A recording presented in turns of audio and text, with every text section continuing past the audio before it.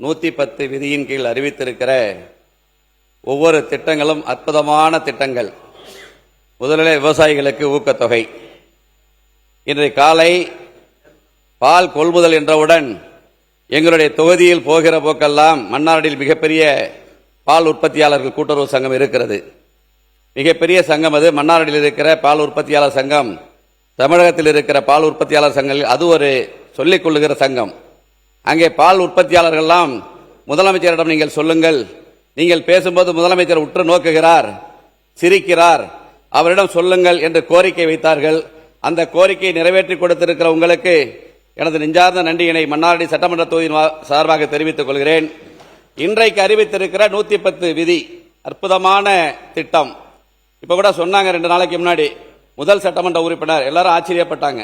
இங்க நம்முடைய முதலமைச்சர் அனைத்து சட்டமன்ற உறுப்பினர்களுக்கும் கார் உதவியாளர் என்று சொன்னவுடன், டிரைவர் என்று சொல்லவுடன் உள்ளபடியே அனைவரும் சந்தோஷமாக இருக்கிறார்கள்.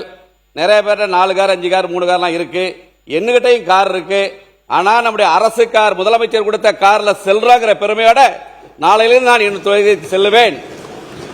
என்னிடையும் 3-4 கார் இருக்கு. ஆனா நம்முடைய தமிழ்நாடு முதலமைச்சர் கொடுத்திருக்கிற காரில் தொகுதியை சுற்றி வரும்போது அதற்கு இருக்கிற ஒரு கெத்து, அந்த எம்எல்ஏ கெத்து, முதலமைச்சர் அவர்களுக்கு நெஞ்சார்ந்த நன்றியை தெரிவித்துக் கொள்கிறேன். வணக்கம். நான் உறுப்பினர் சண்முகம் அவர்கள்.